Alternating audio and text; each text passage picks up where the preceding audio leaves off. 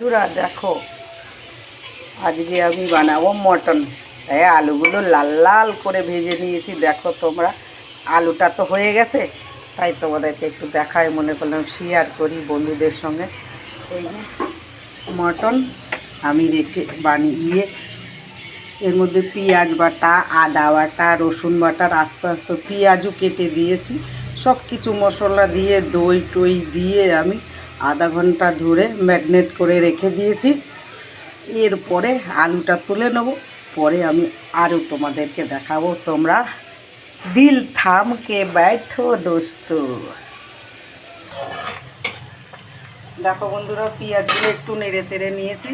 এবার আমি মটনগুলো ঢেলে দেবো। আমার 1 কিলো মটন আছে এখানে। তোমরা যদি খাবি তো চলে এসো, বুঝলে আমার সোনা বন্ধুরা, আমার সোনা পাখিরা। এবার কুচে কুচে দিয়ে দিচ্ছি, ঠিক আছে? দেখো, মনে হচ্ছে এই কাঁচাই খেয়ে নিই, এত সুন্দর মাখানোটা হয়েছে। হ্যাঁ, দেখলে পরে তোমাদের একেবারে জিভেই জল আসবে গো, চলে এসো আমার সোনা বন্ধুরা। দেখো, এবার নেড়ে চেড়ে দিয়ে আমি ঢেকে দেবো, ঠিক আছে? তোমরা দেখতে থেকো গো, টুকুর টুকুর করে দেখো। আর দেখো কেমন রোদ্দুর বেরোচ্ছে বলো তো। হ্যাঁ, এত রোদ্দুর, একদম গা গরম করা রোদ্দুর, দেখতে পাচ্ছ তোমরা?